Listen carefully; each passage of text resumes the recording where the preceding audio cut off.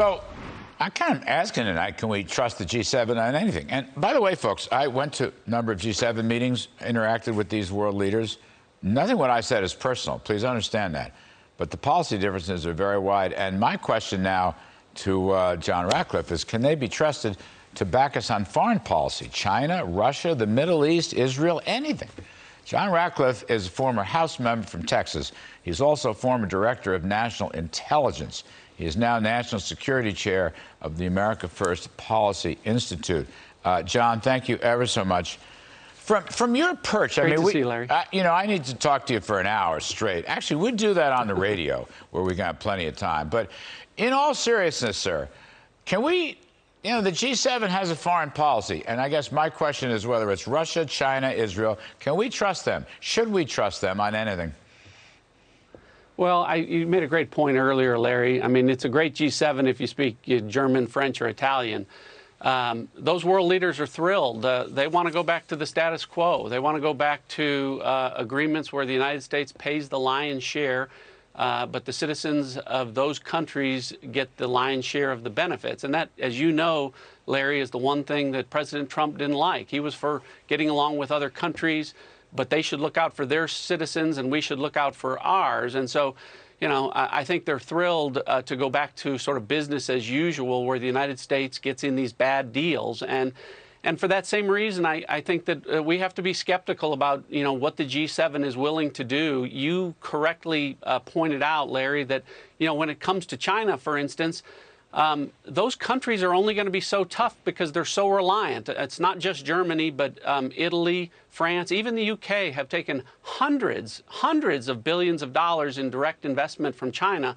Their economies are so reliant on China that's why you see, sometimes just empty rhetoric without actions to back it up. And, I think that's, unfortunately, we saw the same thing from Joe Biden coming out of this. He said, listen, I think that China should start to act more responsibly with respect to, for instance, human rights. Larry, the Chinese government was a direct and proximate cause of 4 million people dying so far as a result of the Wuhan virus. We shouldn't start with pretty please, and we wouldn't be doing that the question under the prior president. Right. I mean, here's the thing. Trump used to acknowledge America first, and then he would say he understands why they would place their interests first. And they should. But to try to dupe us into saying things that they don't believe in, which I fear is what they did to Biden. But come back, Mr. Ratcliffe, come back to China. What exactly did the G7 do about China besides pledge some goofball, build better now infrastructure for less developed countries? Other than that, there's no penalty for either the virus, right, or their trade policies, or human rights, or Hong Kong. What'd they do? What did the G7 do? They did absolutely nothing. And to your point, Larry, this Build Back Better world is the G7. Other world leaders love that. Joe Biden took a campaign slogan of his and puts it on a G7 initiative. You know what that means? That means the United States is expected to pay the lion's share and run with that program, and it'll pass or fail based on the efforts of the United States, who will be expected to pay for that. So they'll sit back, and they're happy to have Joe Biden put a Green New Deal into a Build Back Better world program. But to your point about China, those countries have not been tough on China. I don't expect that they will be, again, for economic reasons. And unfortunately, again, our own country with this administration has been strong on rhetoric, but short on actions. And if that continues, we won't get the answers.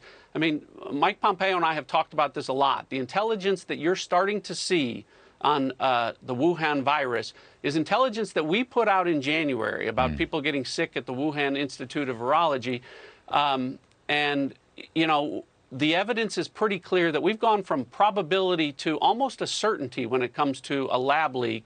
And the current administration should be pushing with us with regard to getting answers on that. And right now, they're just talk and no action. We had a great visit with Mike and his wife last week at dinner and talked at some length about this.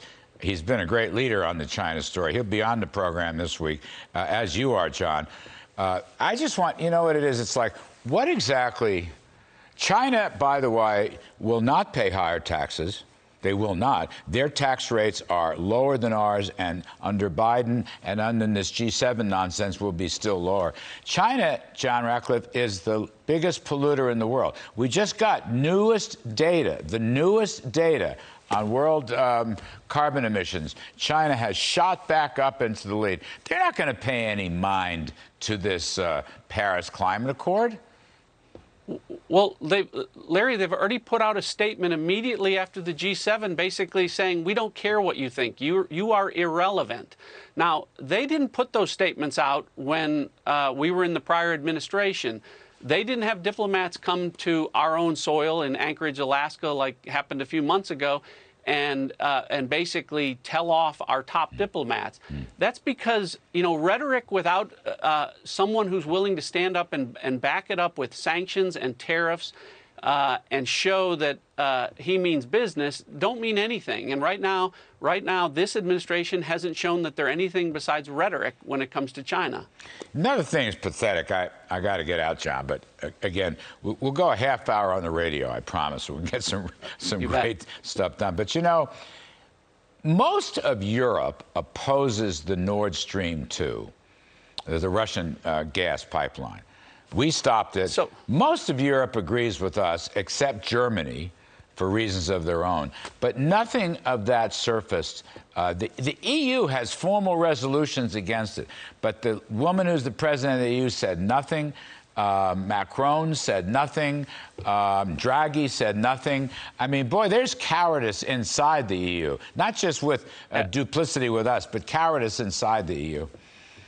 Yeah, absolutely. They won't stand up to Angela Merkel, who is, as you said, the only one that wants that. And again, they're also not standing up to Russia. Again, they've got this rhetoric, but that they're giving Vladimir Putin the one thing that he wants. I mean, let's face it, Vladimir Putin's had a pretty good year. He's 3-0 just when it comes to pipelines right now. So, you know, and who knows what's going to happen in this Geneva meeting, you know, moving forward. But, you know, we'll see what happens there. Right. But you'll come back. I hope you'll come back on this show and help us to assess the Putin stuff later. You bet. And then I definitely want you on the radio as a distinguished former director of national intelligence, folks, Mr. John Ratcliffe. Great to see you, Larry. Thank you. Thank you, sir.